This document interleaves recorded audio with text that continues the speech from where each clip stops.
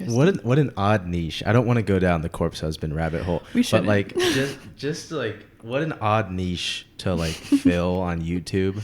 Like I'm gonna play this astronaut game where we kill each other like Mafia, but I'm also gonna like seduce my audience while I kill people. I'm about to host an emergency meeting, guys. Something like that. What? Yeah, I don't even get me started. What an interesting. Yeah. Anyway. The Among Us era. It's crazy. Oh actually, I finally removed Among Us from my phone a couple days ago. Wow. It's just been there. It's been on my phone, like in my games folder. Of course, I have video games on my phone. Yes. It's just been there since like 2018.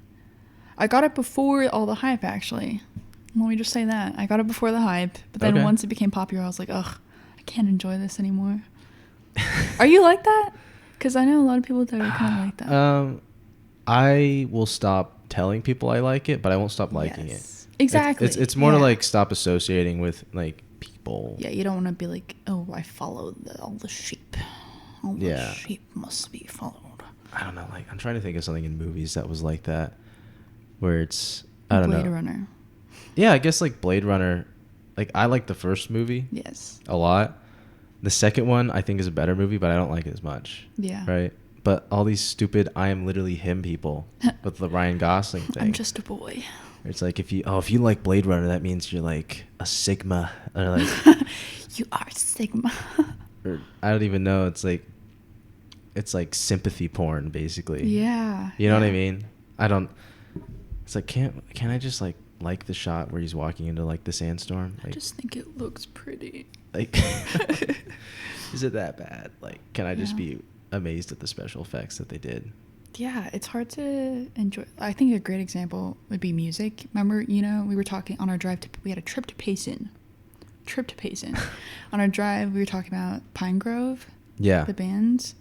So I love them. I just when I found them, I was like, oh my gosh, I found this little treasure, Mm-hmm. Like I love them. I don't stop loving them despite all the hype. And Need To was just like a song I wasn't obsessed with it, but it was something I held close to my heart. I'm like, this is a vibe. And then it got popular on TikTok. I'm like, oh my gosh, oh dear.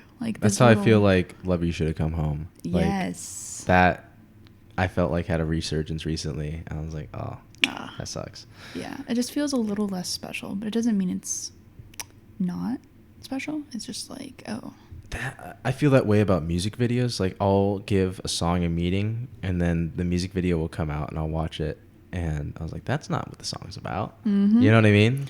That's not what I thought was going on in my brain. Yeah, it's that's not the story, bro. Why is there this other chick? What's going on? Yeah, exactly. I don't watch music videos for that purpose. Yeah, specifically. But that's interesting. When did you find Pine Grove? Oh my gosh. I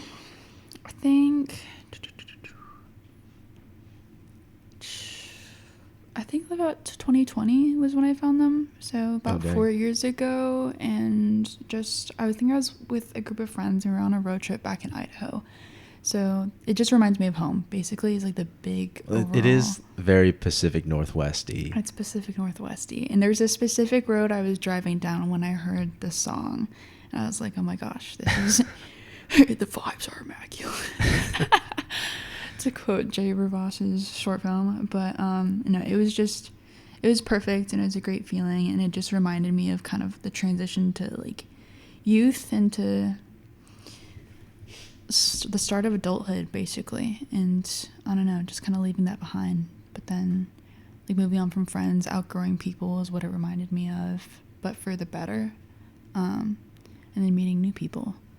There's literally a song called Old Friends and stuff like that. So, and Habitat, which is a song about, I don't know what it is. Also by Pine Grove? Also by Pine Grove. So Old Friends, Habitat. Habitat is, there's a lyric. It's just what is it? I'd have to look it up. It's Fake fan. No, I'm kidding. You don't know my habitat. Something about outgrowing, something that doesn't fit you anymore. Basically, and I resonated a lot with that after high school, and kind of just outgrowing certain people for the better. Yeah. Yeah. I think it's so interesting I would say Pine Grove Need To is an example of this, where you've hit it. It's like the primary source document for that specific vibe or sound. I would say like As You Please, the song, not the album, but the song by Citizen is like that is their sound at the most pure form. I would actually go against that. I would say, like, in terms of like what they're presenting. I don't know. Yeah, I think definitely it's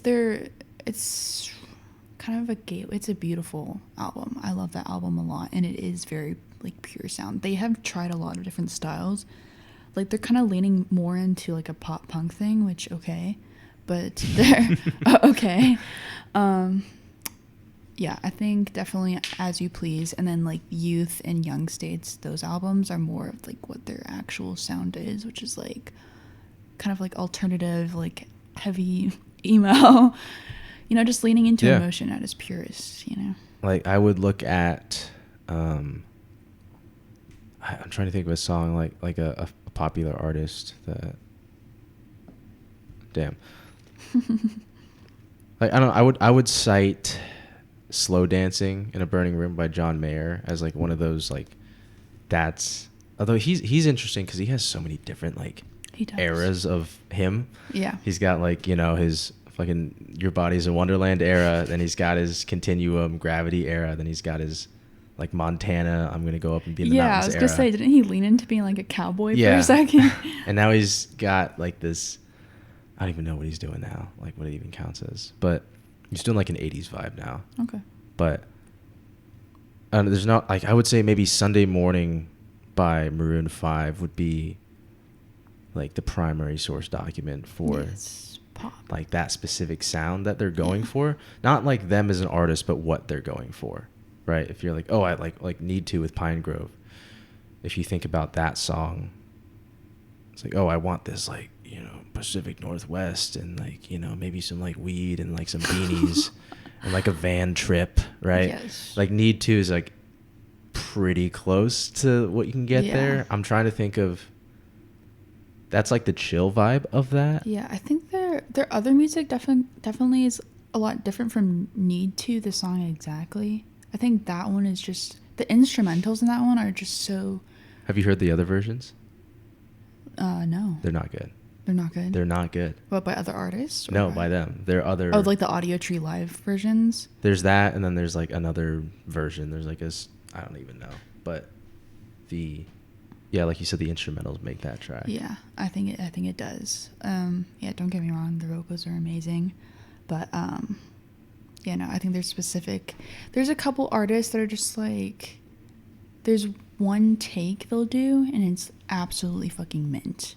So, like, for example, there's this band on TikTok and, like, Instagram and stuff. They're kind of like Pine Grove. There's the same vibes as Pine Grove. They're called Hey Nothing, and they made the song called Maine. And then they were, like, harmonizing and, like, playing guitar. Like, this acoustic guitar and then harmonizing. But there's the video that they recorded, and that got, like, viral, I guess, sounded one way. But then their actual recorded one, and sounded a complete, like, it didn't hit right. And then all the comments were like, hey, could you post the one you did in the video, even though the video was like a 1-minute clip, like sample of the song. So it's, I don't know, it's kind of like a hit or miss type of thing. That's how I'll feel sometimes with like jazz. Yeah, there's, if you want to get really specific, this is like real jazz nerd shit.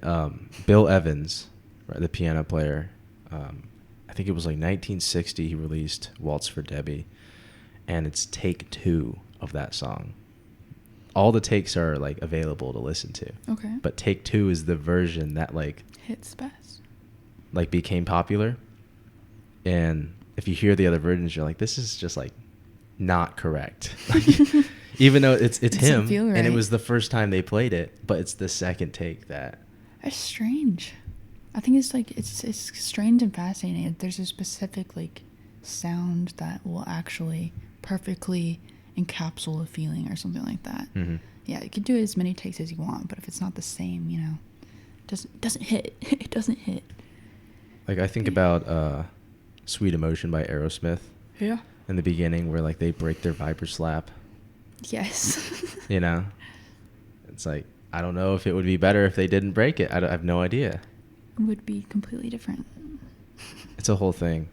Like Yeah. these like this very specific recording. Mm-hmm.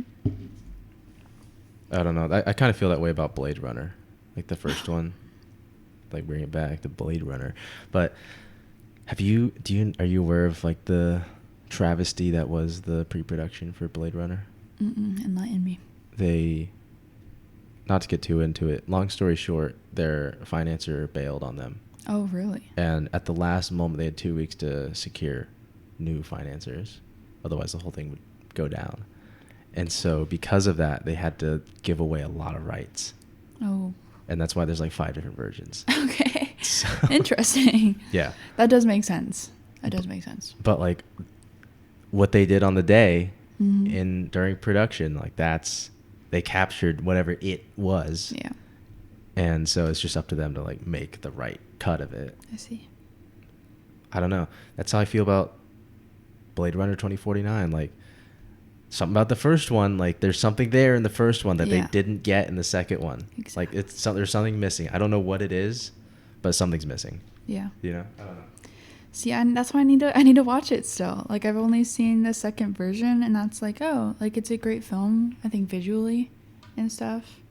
But I've heard a lot of hype about the first one being like the actual. Like I've heard a lot of people say like both are great movies in their own specific ways. But yeah, I definitely should give the first one a watch. It's a music thing for the first one. Music thing. I think it's a music thing if I really think about it. Mm. No offense to Hans Zimmer, but Yeah. the second one's music is kind of it's just Yeah. kind of there. Okay. The first one's like, bruh, like what are we Whoa. doing? What are we doing? Nice.